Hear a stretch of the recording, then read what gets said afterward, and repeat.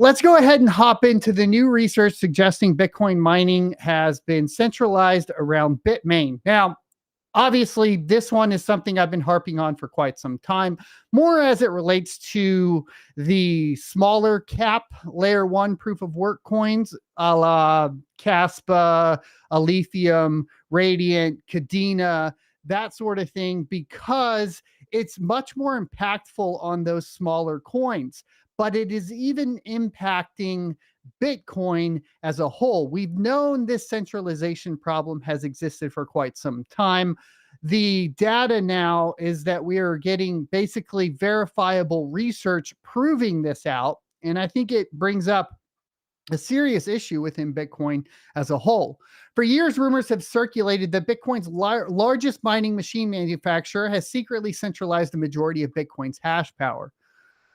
The theory is down to more than simple observation of the logo stamped on most mining cases.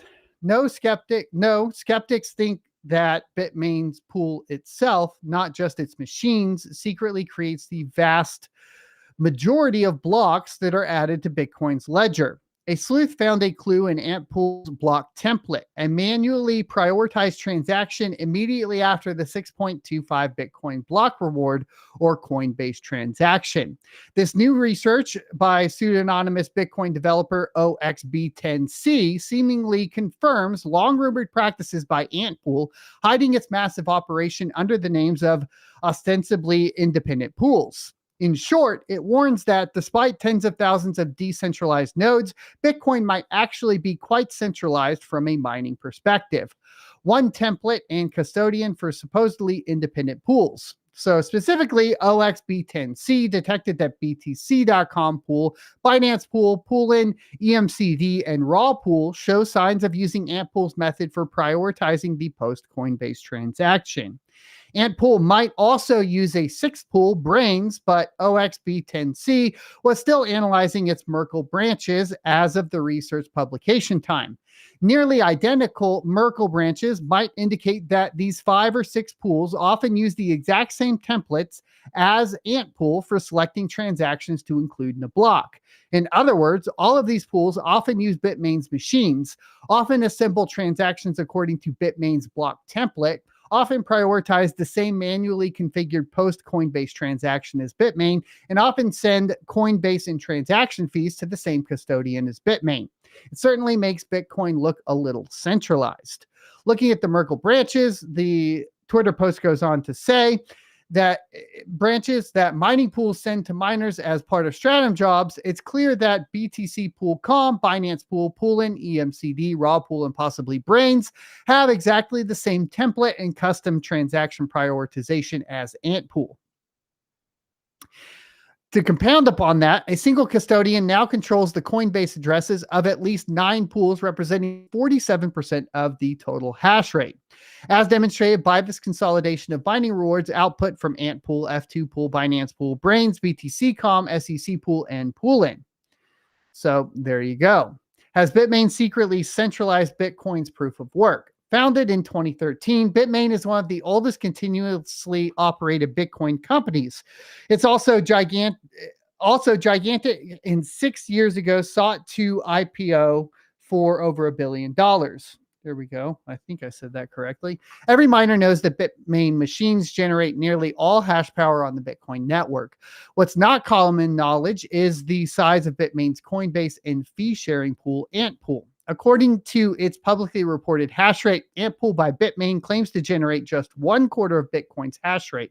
However, OXB10C suspects it might secretly control a majority.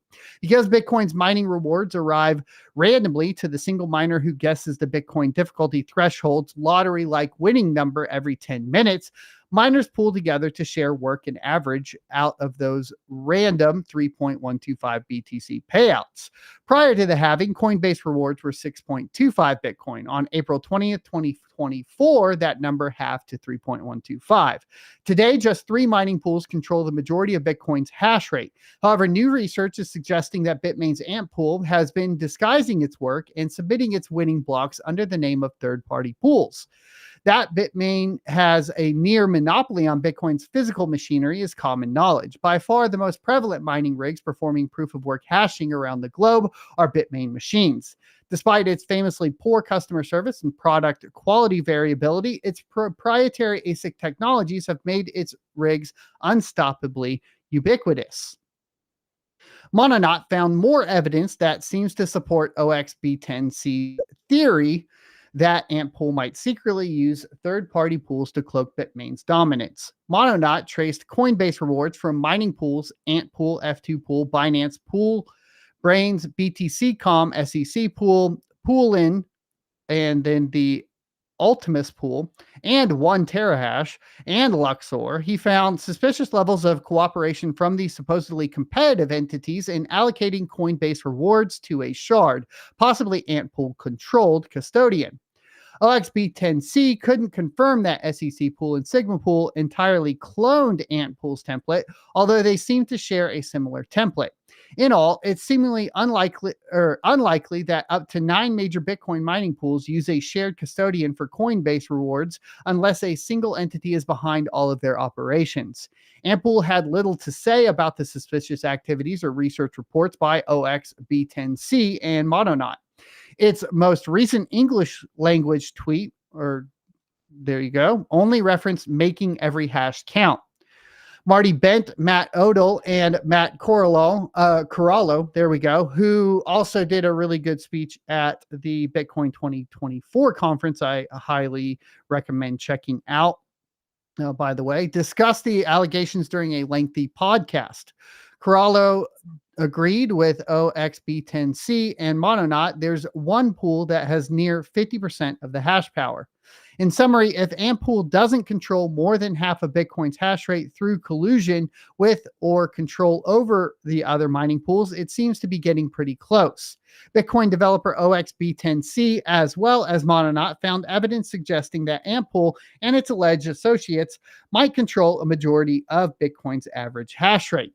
Now, of course, there's a lot to be concerned about surrounding this, I think, but in general, as far as something like a 51% attack on Bitcoin, which would be the most obvious thing that people would point to and be afraid of, that is probably not going to happen because the success of Bitcoin is directly related to the success of Bitmain and Antpool themselves.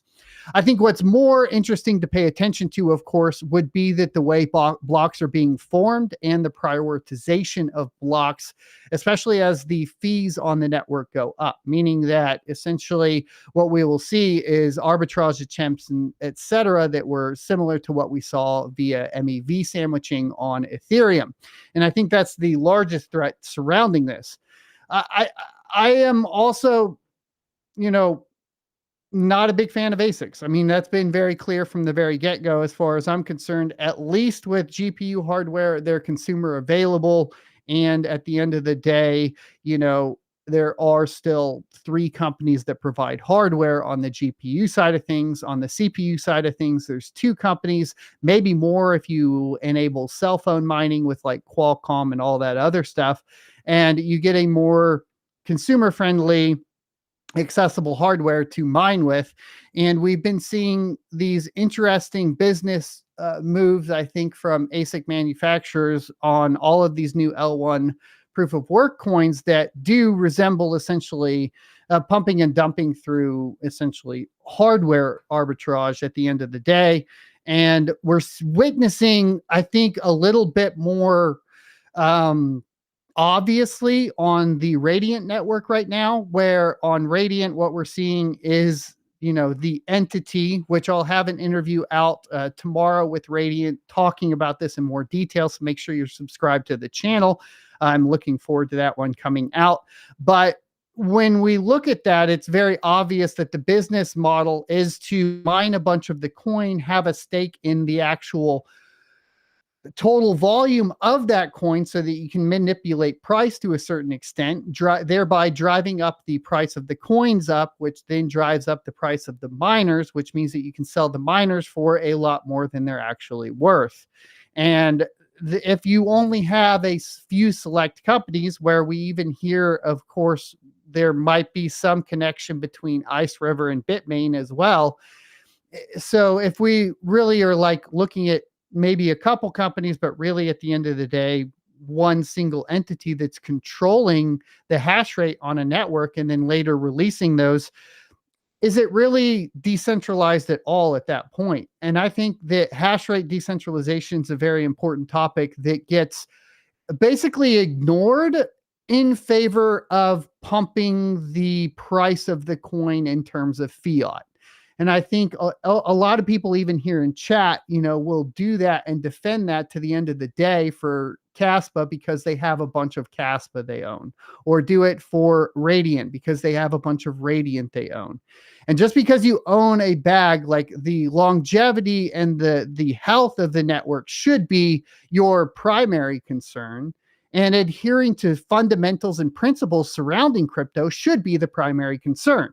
So if you're going to come out and say that it's okay because, it provides more security or more stable security, what happens when the price of the coin goes down? That security goes away anyways, and the machines get shut off. So that's not a very good argument, in my humble opinion, at the end of the day either. You just end up with more e-waste, I guess, because you can't repurpose that equipment. And I would have to point to Ethereum, where Ethereum didn't have large hash rate swings during its entire run on GPUs because, well, it was a project that was being utilized at a very high level. I think at the end of the day, the actual usability of the project and how well it is being maintained and developed is a key indicator as to how much hash rate will be provided to that network, and that it promotes essentially innovation within the space. That's my humble opinion surrounding it. Now, with Bitcoin, you can still invest in all of these projects, right? And you can still invest in all of the hardware, copy the strategies to essentially put yourself in a good financial position, whether that's buying ASICs and holding them until you sell them during a bull run.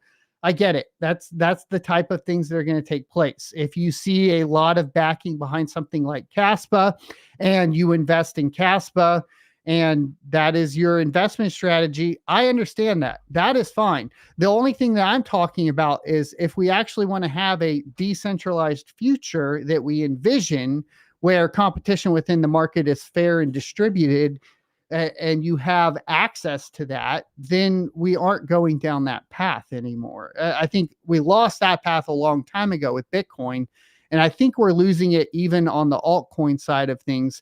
I thought for a long time the biggest threat was proof of stake to decentralization, and now I'm finding it really is ASICs at the end of the day. And that's really an interesting thing to consider if you really think about it. We were worried about, AWS, Google services, all that with proof of stake maintaining a majority of the hardware. But if you have a single entity that has a majority of the hash rate and potentially backdoors into all of the units via the control boards, I mean, are you really in a better position? I don't know. Now, you guys mined during the bear market. You made it through. Well, at least maybe a half of you. I know a lot of you motherfuckers over here didn't actually do it, but the ones that did, I have a new shirt for you guys, and it says, I mined with the bears for the bear market, okay? So if you mined with the bears and you want to rep that you did mine during the bear market, go ahead and head on over to shop.sonofatech.com. And the listing will be down below. I'll put it in live chat right now. I have a sweatshirt. There's a sticker if you'd rather have a sticker, t-shirt, premium shirt, all that cool stuff. Really like the new shirt. I ordered a few for myself, and I just had that design finished this week. Eventually it'll be on the YouTube channel, but that takes a little bit of time, so just give it some time. Proceeds, of course, go to supporting me in the channel, so there you go. And I thought we put some work into it, and I thought you guys might enjoy it.